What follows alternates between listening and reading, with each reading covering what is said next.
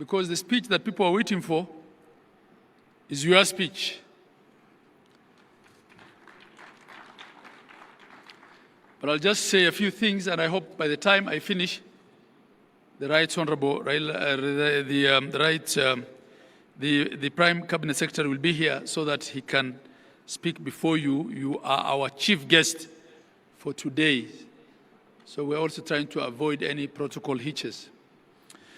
Your Excellency, may I take this opportunity to welcome you officially to DEFCON 2025. I want to say that in Kenya, there are different sets of truths. It appears that everyone makes their own set of truths. But there are three sets of truths that we all seem to agree on here. And you've heard that from the speakers who were here before me as well. Truth number one is that devolution has worked for Kenya. It has delivered. It has done its bit to equalize this country. The Right Honorable Prime Minister, we are not all students of history. No one in this room understands probably better than you. No one understands better than you in this room. Maybe the only other person who I would say has a lot of institutional memory and knowledge on our political history here is Professor Anyang' Nyong'o. No one understands better than you the history of Kenya,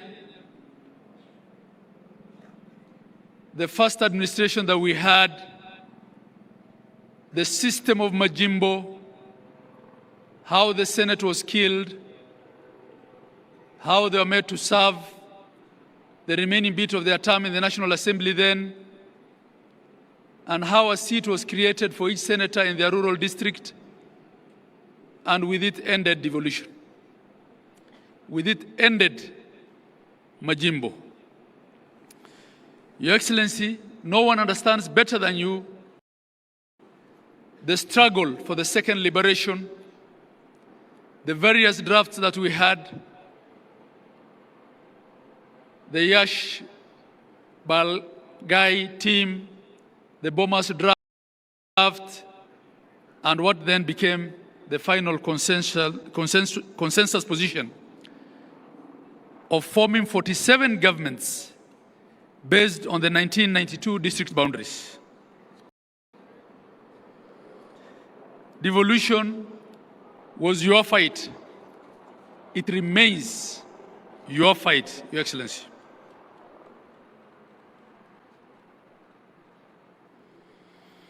I'll just speak to a few of the issues that we keep raising. Your Excellency, as Chair of Council, who is serving his second term, I have appreciated that, yes, devolution has been accepted. Yes, it has been given some resources. Yes, it's doing a lot of good work. But the centralist mindset in the national bureaucracy still regards devolution as a spoiler of things. It's still the scapegoat. It attracts more flack, more blame than resources. We still quarrel about the quantum of resources. And Gladys had mentioned that this year, as part of the MOU that you had with His Excellency the President, you had yourself suggested 450. We probably got the highest increase in a long time at about 30 billion, but we're still at 415. We're still struggling with issues to do with timely releases and timely disbursements.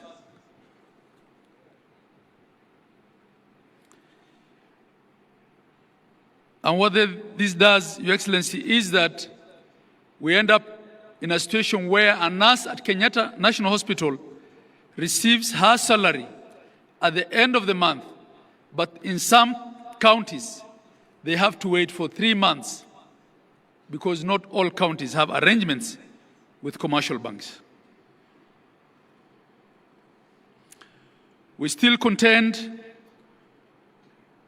with the question of respecting the functional integrity of the county governments, the question of clawbacks of functions that have been devolved, and the question of resources following functions. There's still a lot of duplication. There are things that ought to be done by the counties, which are still being financed through national government ministries, departments, and agencies.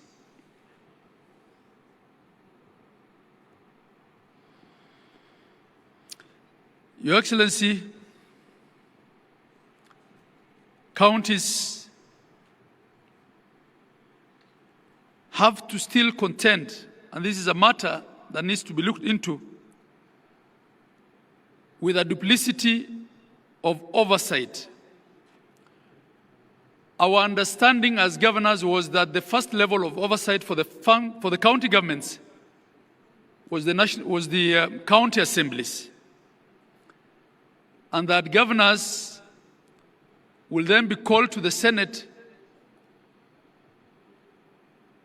not as the first level of oversight, but to clarify certain things, probably audit reports, annual audit reports. And in fact, having served in the first cohort of governors, we only used to get invitations from the Peak Park Committee then.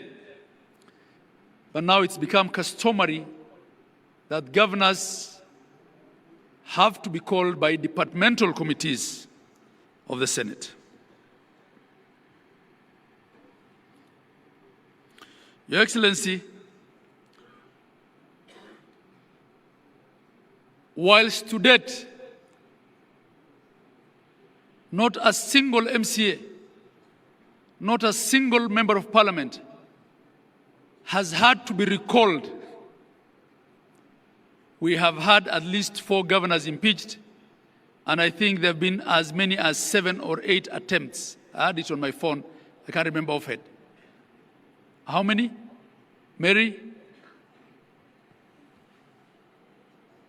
8 attempted impeachments, many of whom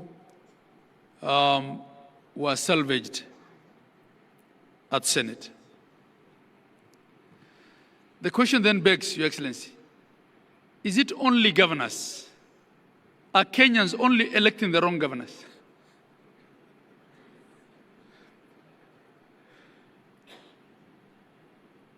Is it only governors that are so bad that they have to be impeached and can't finish their term? Of course, we have one instance of a deputy president that has been impeached. And up to date, I don't think we have a clear impeachment law for governors that sets the threshold. We're still relying on the constitutional provisions and the question of the County Governments Act. Your Excellency, the weaponization of the fight against corruption is another matter that we have to address openly. If you look at the annual budget, it's 10 to 13% of the annual budget that gets devolved, which means 87 to 90% of the budget is still sitting at the center. But this week, Your Excellency, the national media had headlines about corruption in counties, trying to take the thunder out of the devolution conference. It's as if the only thing the counties do is corruption. It is not the case. May I also take this opportunity to welcome the Prime Cabinet Secretary,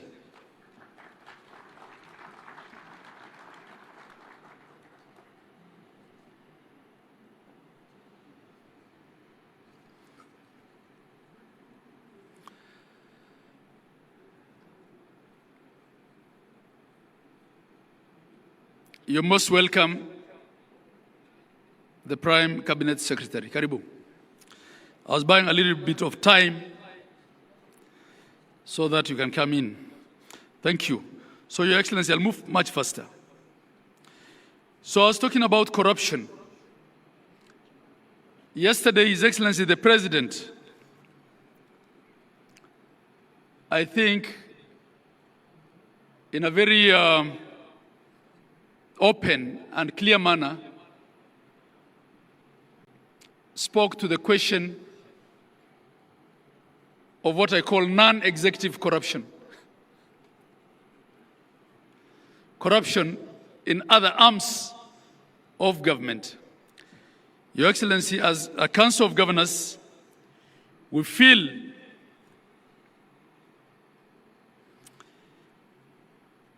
that the fight against corruption has unfairly targeted governors,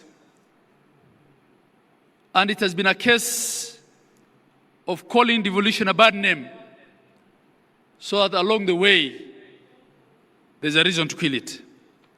That's not to say there's no corruption in counties. We have admitted as Kenyans that corruption pervades every aspect of our life. All we're saying is, let's fight all corruption.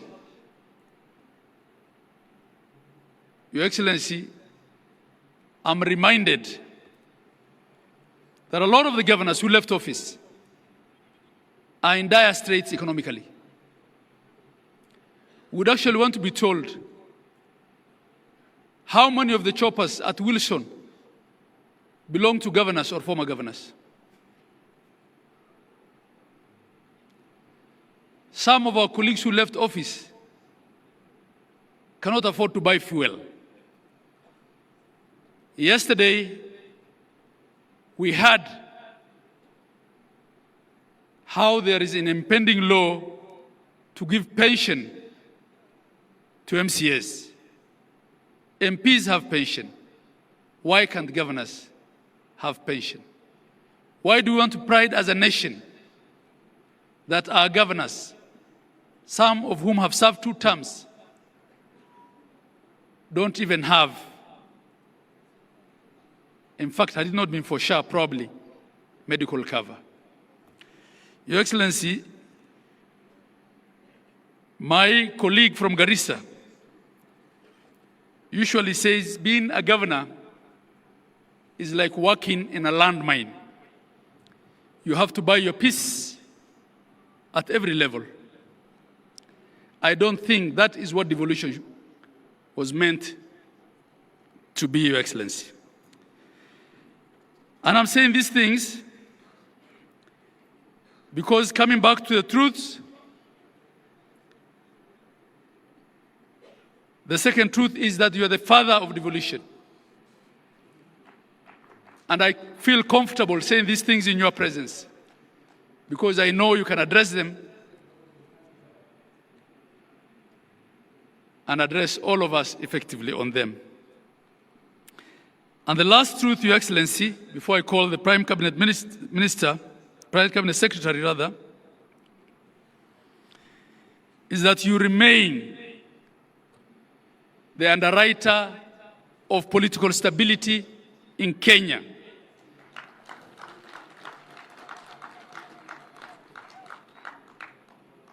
Your detractors will say all manner of things.